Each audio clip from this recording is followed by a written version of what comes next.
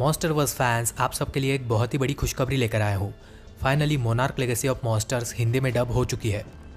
मैंने एक वीडियो में भी कहा था और बहुत सारे लोगों को कमेंट्स में रिप्लाई भी किया था कि ये सीरीज़ हिंदी में ज़रूर आएगी। ये सीरीज़ कैसी है और इसे आप हिंदी में कहाँ पर देख सकते हो, इस सब के बारे में हम बात करेंगे। अगर आप मॉन्स्टरवर्स के फ़ैन हो तो चैनल को सब्सक्राइब कर सकते हो, क्योंकि मॉन्स्टरवर्स से रिलेटेड सारी न्यू अपडेट्स आपको यहाँ पर मिलती रहेगी। तो दोस्तों, मोनार्क लेगेसी ऑफ मॉन्स्टर्स एक ऐसी सीरीज़ है जो ज़्यादातर मोनार्क के ऊपर फोकस करती है। इसमें आपको टाइटन्स भी देखने को मिलते हैं, लेकिन ज़्यादातर फोकस ह्यूमन कैरेक्टर्स पर रहता है।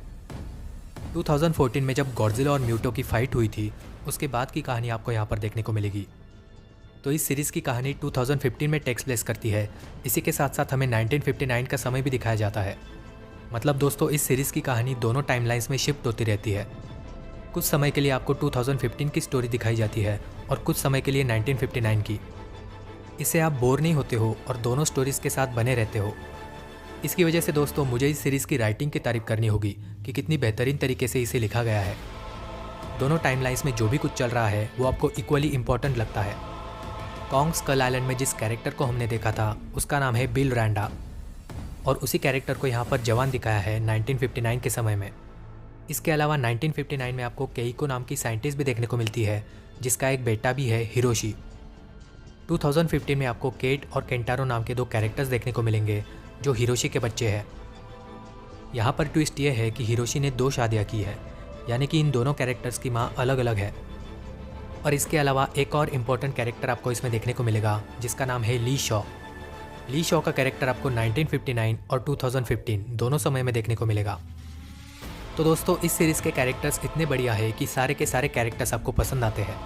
सभी कैरेक्टर्स के साथ आप कनेक्ट हो जाते हो। इनफैक्ट इसके साइड कैरेक्टर्स भी काफ़ी इंटरेस्टिंग है। तो सारे के सारे परफॉर्मेंसेस बढ़िया है और सीरीज़ का डायरेक्शन बेहतरीन है। इस सीरीज़ का डायरेक्शन बिल्कुल लास्ट ऑफ अस सीरीज़ के जैसा है, यानी कि चीज़ें आपको ग्रैंड स्केल पर देखने को मिलती है। इसकी स्टोरी भी बिल्कुल एंगेजिंग है।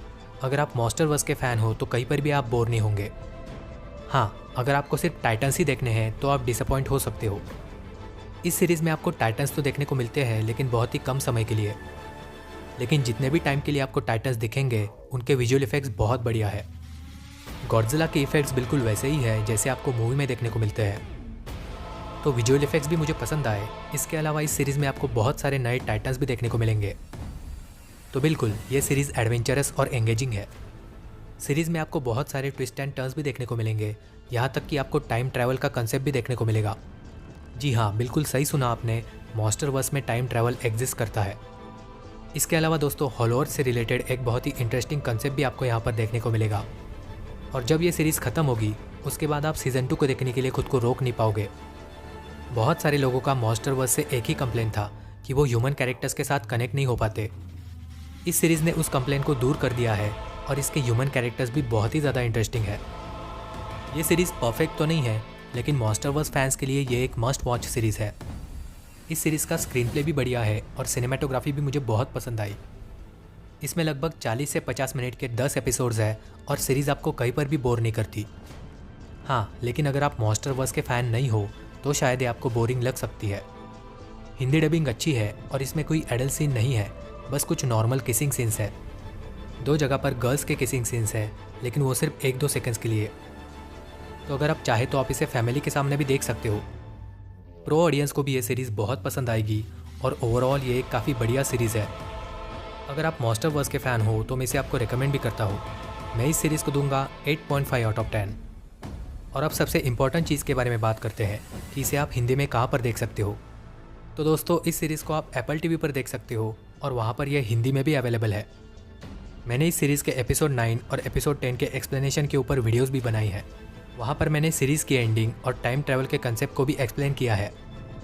इसी के साथ साथ सीज़न 2 के बारे में भी मैंने वीडियो बनाया है, तो उन सारे वीडियोज़ को आप ज़रूर चेकआउट करना। और दोस्तों, इस सीरीज़ की एक सबसे इंटरेस्टिंग बात मैं आपको बताना भूल गया। सीरीज़ में जो ली शॉ का कैरेक्टर है, जिसका यंगर और ओल्डर वर्जन आपको देखने को मिलता है, रियल लाइफ में वो दोनों कैरेक्टर्स बाप और बेटे हैं।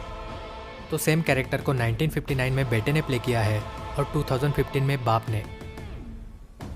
मैंने मॉन्स्टरवर्स पर बहुत सारी वीडियोस बनाई हैं, जिन्हें आप मेरे चैनल पर चेकआउट कर सकते हो। मॉन्स्टरवर्स से रिलेटेड न्यू अपडेट्स जानने के लिए आप चैनल को सब्सक्राइब कर सकते हो। वीडियो पसंद आया होगा तो इसे लाइक ज़रूर कर देना और अगर आप चैनल को सब्सक्राइब कर रहे हो तो बेल आइकन को भी ज़रूर प्रेस कर देना ताकि आप मेरी कोई भी वीडियो को मिस ना करें।